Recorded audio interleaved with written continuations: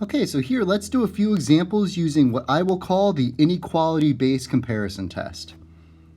So the first example, consider the following infinite series from n equals 1 to infinity of say 5 over 2n squared plus 4n plus 3. Now, there's going to be a bit of information we're going to have to figure out in order to decipher whether or not this infinite series converges or diverges. I want to break down the steps in the way that I think about these problems. Step 1 for these types of comparison test problems. We always need to find a series to compare to.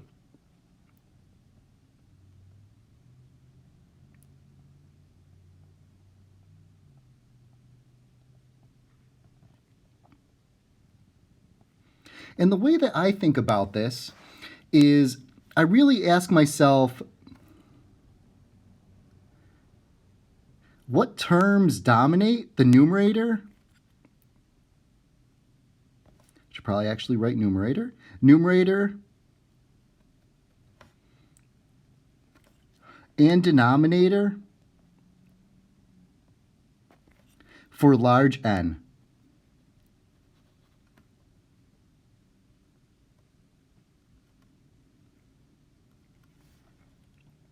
So if we take our series here, the 5 over 2n squared plus 4n plus 3. What I want to ask myself is, well, when n is very, very large,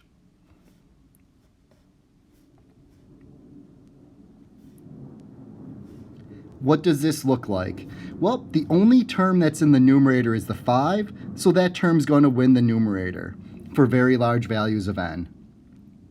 In the denominator, we have a battle between three terms. We have 2n squared, we have a 4n, and a 3. And we ask ourselves, well, if n is a very, very large number, which of those is going to give the greatest contribution to that denominator? And well, in this case, it's going to be that first term, the 2n squared. So the series that it looks like we're going to compare to has a function of 5 over 2n squared. Again, just asking for very large n values, what's the largest contribution in the numerator? What's the largest contribution in the denominator? So this is going to be the series function that we're going to compare to.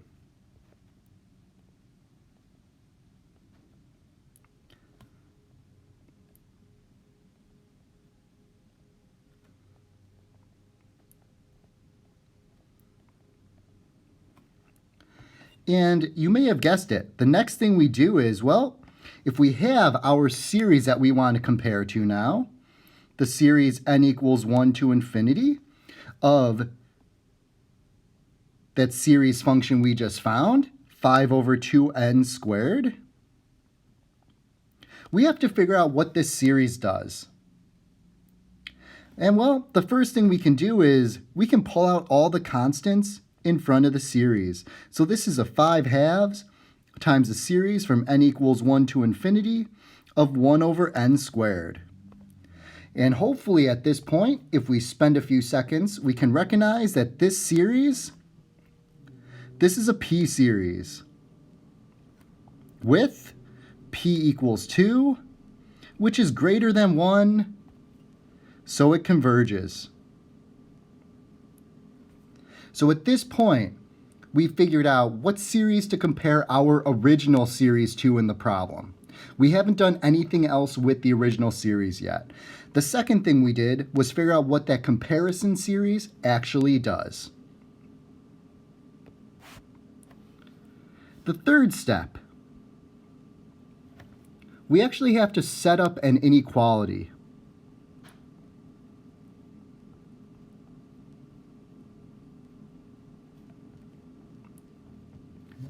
So if we have our original series, which in this case was 5 over 2n squared plus 4n plus 3, and we have the series that we're comparing to, the 5 over 2n squared. We need to figure out for n equals 1, 2, 3,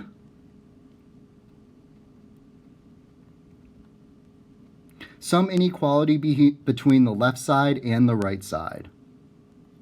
Well, in this case, hopefully we can see, since the numerators are the same, we can directly compare the denominators to determine which side is always larger than the other. In this case, since the left-hand side denominator is larger than the right-hand side, both terms again have the same numerator, we know that the right-hand side must actually be larger, or at least equal to, the left-hand side. So, with this information, we could go on to make a direct comparison of our series, but before we do that, I just want to say what happens if we can't directly set up that inequality from the get-go like we did here? Well, in this case, what we want to do is try to set up this inequality so the thing we know on the right-hand side is larger. In other words, in this case, we know that this series converges, so we want to try and show that our series is smaller.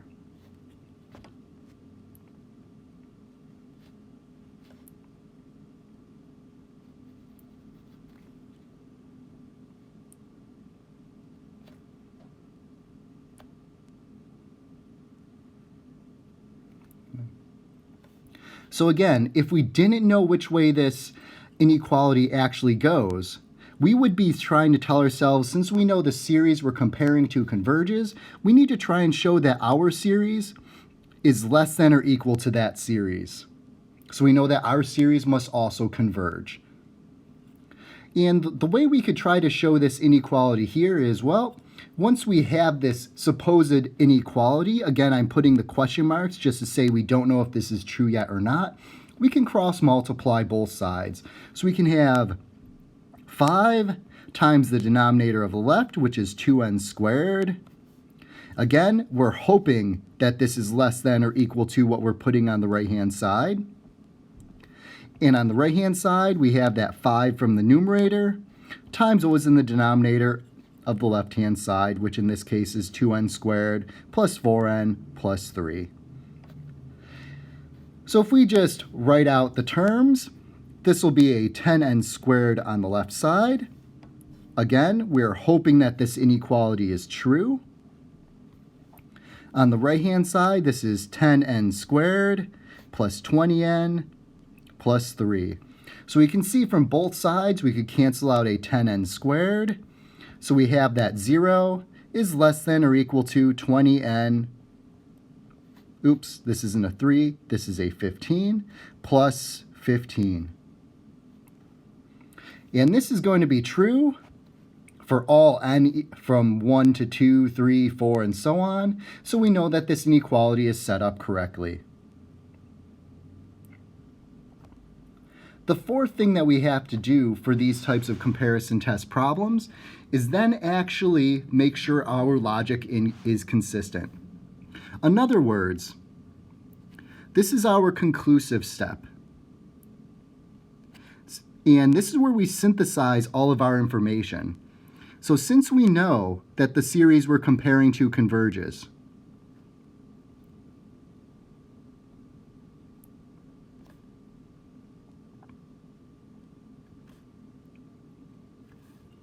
and our series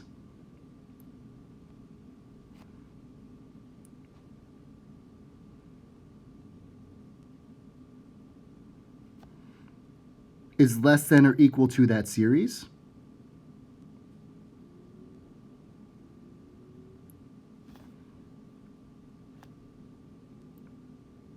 we know our series must also converge.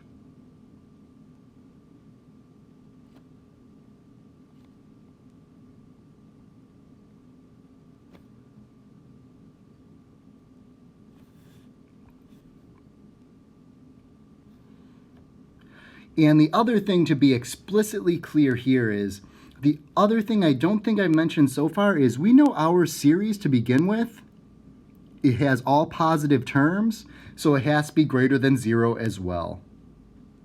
So this is how we can say that our series is guaranteed to converge, because we know that it's less than something else that is convergent, In other words, it's less than some finite sum, but we also know that it's greater than 0, so it is wedged somewhere between 0 and the sum of that other series. Let's do another example.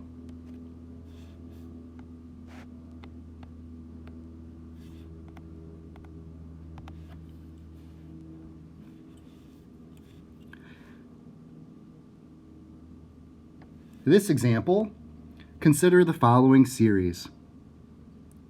From n equals 1 to infinity of n plus 1, all over n times the square root of n. Again, if we go through our series test so far,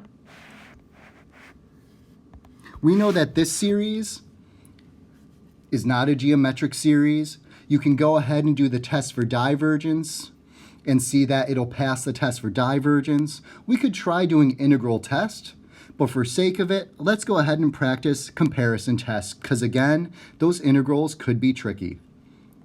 So for comparison tests, the first thing we need to do is find the series to compare to.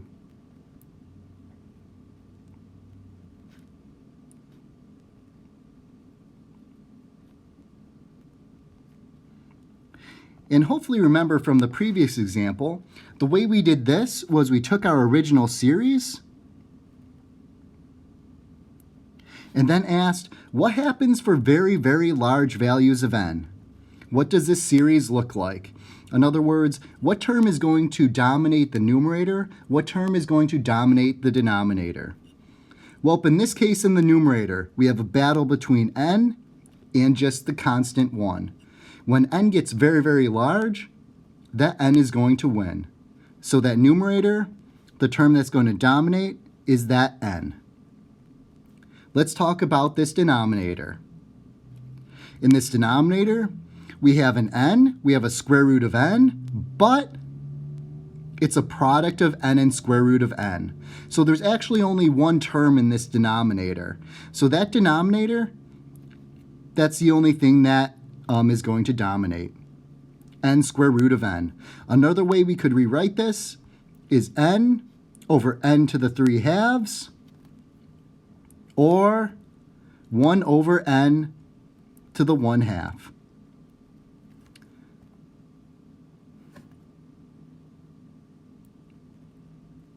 If I can squeeze in that too. All right, so it looks like we have the series function for the series we want to compare our original series to. So let's go ahead and investigate what that series does.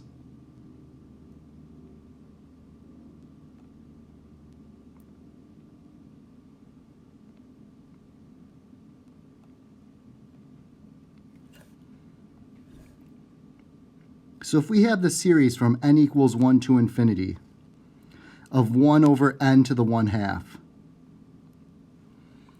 this is another example of a p-series. In this case, p is equal to 1 half, which in this case is less than or equal to 1, so the series diverges. Again, it's going to be really, really useful to remember exactly when p-series converge and diverge, as well as when geometric series converge and diverge for comparison tests. So, we know what the comparison series does. We need to try and set up an inequality.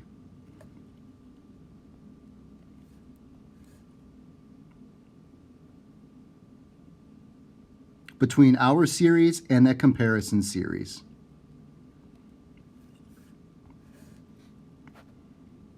So we have n plus 1 all over, let's just write it as n to the 3 halves, and we have the series we're comparing to, which is just 1 over n to the 1 half. Now let's think about this for a moment. If we want to guarantee that our series diverges, because again, we're comparing to a series that diverges, the only thing we'd be able to say then is our series hopefully diverges. what we need to happen through our inequality is we need our original series to be larger than or equal to that divergent series.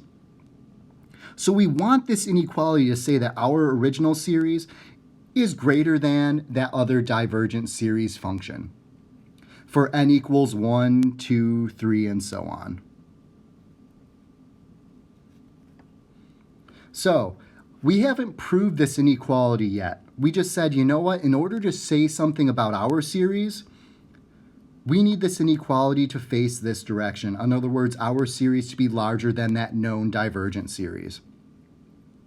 So what we can try to do is cross-multiply to see if this inequality is actually true or not. So let's multiply the left side by n to the 1/2, or essentially let's just cross-multiply both sides. So we have n to the 1/2 times the quantity n plus 1. Again, we're hoping that this is greater than or equal to the right-hand side.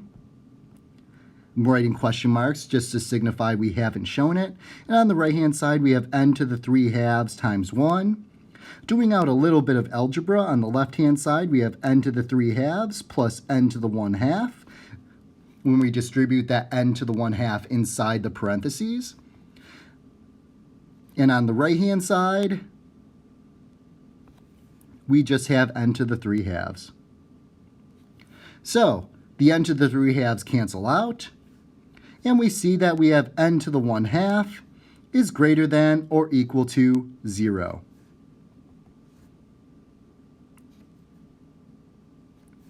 Which checks out.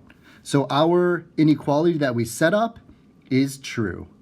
So let's try to synthesize everything we know in step 4 next.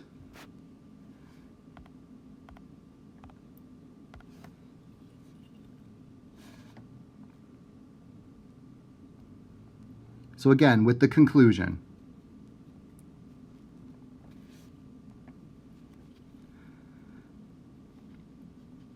We know that the following series that we compared to, from n equals 1 to infinity, of 1 over n to the 1/2, we know that this diverges.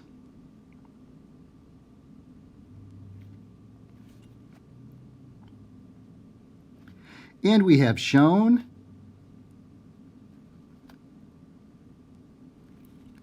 that our series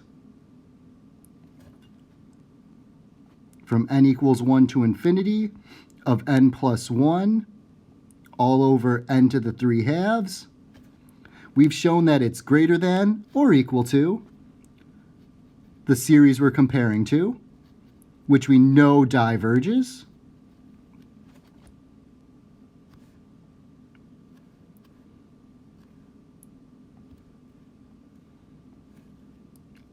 So therefore,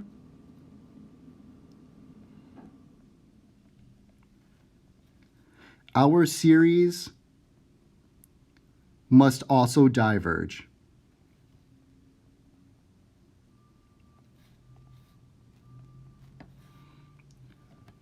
So this is the nut and the bolt of a lot of these comparison tests. Oh, again, I guess for just safekeeping, we know that our series is always going to be positive as well, since all the terms are positive. These are a couple examples doing the comparison tests. Let's actually write out the strict definition of what these comparison tests are in general. So I'm just going to go ahead and erase this page.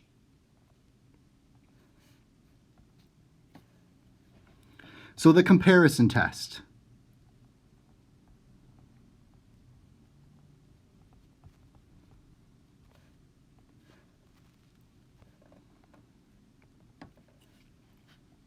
Suppose we have two series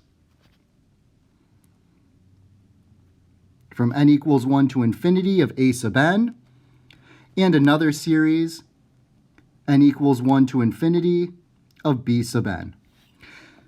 For our purposes here, you can think of, say, a sub n is a series we're handed to check, and the b sub n series is a series we're comparing to.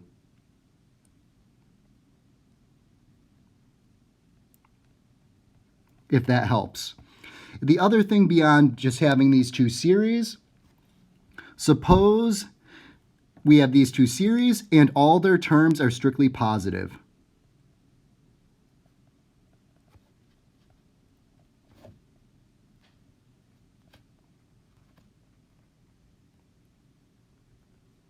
Oops, if I could spell strictly. In other words, what that means is a sub n is greater than 0 and b sub n is greater than 0 for all n.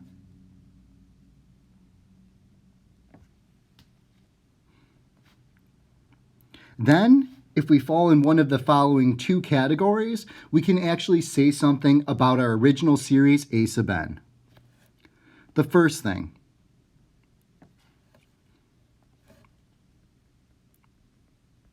if the series we're comparing to, say b sub n, is convergent, and we've shown that a sub n is less than or equal to b sub n. In other words, all the terms of our original series are less than that series we know something about that's convergent. And we want this to be true for all n.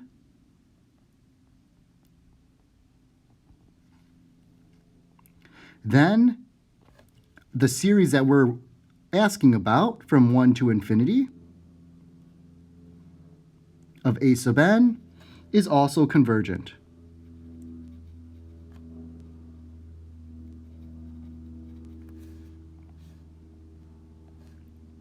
This was the case, again, if we're comparing to a convergent series, we want to show that our series is less than that known convergent series.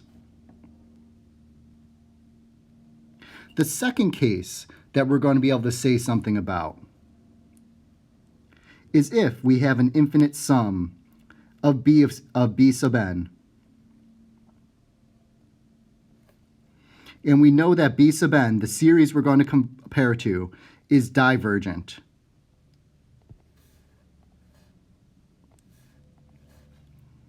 And we know for our series that our series, each term is greater than or equal to the associated term for the divergent series. In other words, our series is greater than that divergent series for all n equals 1, 2, 3, and so on.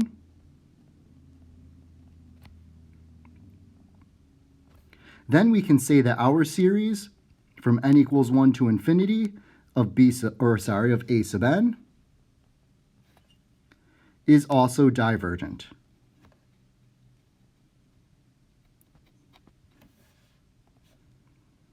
So again, case 2 is when the series we're comparing to diverges. We want to show that our series is greater than that known divergent series.